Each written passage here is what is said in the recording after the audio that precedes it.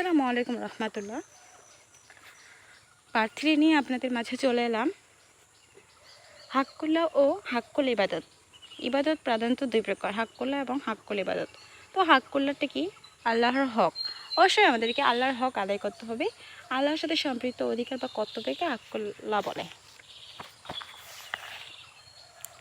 আমাদের দৈনন্দিন জীবনে মহান আল্লাহর সন্তুষ্টি অর্জন করার জন্য অনেক ধরনের ইবাদত কাজ করে। সেগুলোর মধ্যে ইবাদত শুধু আল্লাহ তাআলার সন্তুষ্টির নির্দিষ্ট, এগুলো হাক্কুল্লাহ।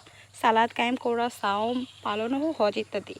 এর কাজ পূর্বে প্রত্যেক মানুষের অন্তর থেকে যা বিশ্বাস করতে হয় তা হলো আল্লাহ আছেন, তিনি এক অদ্বিতীয়, তার কোনো শরীক নেই, অংশীদার নেই, তিনি সব কিছু স্রষ্টা, সব কিছু তার জ্ঞানের আওতাভুক্ত, তার হাতে সকল সৃষ্টির রিজিক।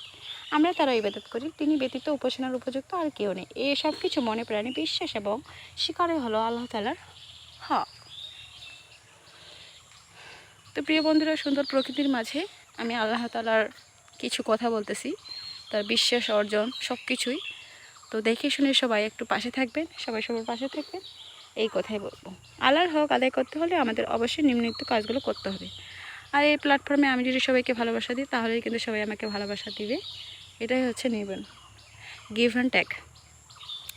আমাদের ব্যক্তিগত সামগ্রিক জীবনে আল্লাহর সার্বভৌমত্ব ও কৃতিত্ব স্বীকার করা, আল্লাহ দেওয়া সকল আদেশ নির্দেশ মেনে চলা, সর্বাবস্থায় নিজেকে আল্লাহর নিকট সমর্পণ এবং তার অনুগ্রহ কামনা করা।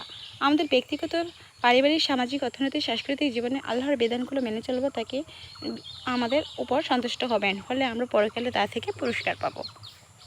যেখানে যাই না কেন আমাদের কঠোর পরিশ্রম করতে, আল্লাহ তাআলার ইবাদত করতে হবে এবং 5 ওয়াক্ত নামাজ আদায় করতে হবে, সবার সাথে ভালো ব্যবহার করতে হবে। এগুলো ইসলামের মধ্যে পড়ে। হাক্কুল ইবাদত, বান্দার হক। মানুষ সামাজিক জীব, সমাজবদ্ধভাবে মানুষকে বসবাস করতে হয়। আমরা পিতামাতা, ভাই বোন, আত্মীয় স্বজন, পাড়া প্রতিবেশী নিয়ে সামাজিকভাবে একসাথে বসবাস করি। একজনের দুঃখে অন্যজন সাড়া দেয়, আপদে বিপদে একে অপরের সাহায্য সহযোগিতা করি। পরস্পরের প্রতি এই অনুভূতি ও দায়িত্ব হচ্ছে হাক্কুল ইবাদত, বান্দার হক বা অধিকার। কোরআন ও হাদিসের মাধ্যমে জানা যায় যে ইসলামের বান্দার হক তথা মানবাধিকারের প্রতি অত্যন্ত গুরুত্ব দেওয়া হয়েছে।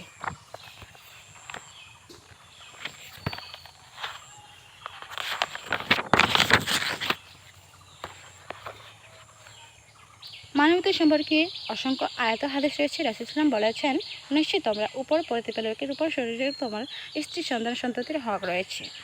অন্যান্য রাসূল সাল্লাল্লাহু আলাইহি ওয়াসাল্লাম বলেছেন, এক মুসলমানের উপর অন্য মুসলমানের 6টি অধিকার রয়েছে। সালামের দেওয়া, রোগীকে দেখতে যাওয়া, জানাজায় অংশগ্রহণ করা, দাওয়াত কবুল করা এবং মজলুমকে সাহায্য করা, হাঁচির জবাব দেওয়া। এগুলো কিন্তু আমাদের করতেই হবে। মানুষের প্রতি মানুষের হক ওদেরকে 8টে ভাগে ভাগ করা হয়েছে। নিকট আত্মীয়দের হক, দূর আত্মীয়দের হক, প্রতিবেশীর হক, দেশবাসীর হক, দাসক দাসীদের হক, সাধারণ মুসলমানের হক, অভাবী লোকের হক, অমুসলিমের হক। আল্লাহ হক পালনের সাথে সাথে মানুষের প্রতি দায়িত্ব এবং কর্তব্য পালনে সচেষ্ট হলো। তো পার্ট 3 এখান থেকে শেষ করলাম।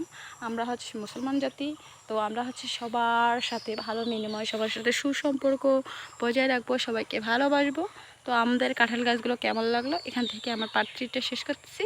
তো সবাই বিনয়ী হবেন এবং আল্লাহ তাআলার ইবাদত করবেন। হজ, সালাত, যাকাত সব কিছু আদায় করতে হবে। রাসূল ইসলামকে স্মরণ করতে হবে। তো সবাই ভালো থাকবেন, সুস্থ থাকবেন। আমার ব্লগটি এখান থেকে শেষ করলাম। আল্লাহ হাফিজ।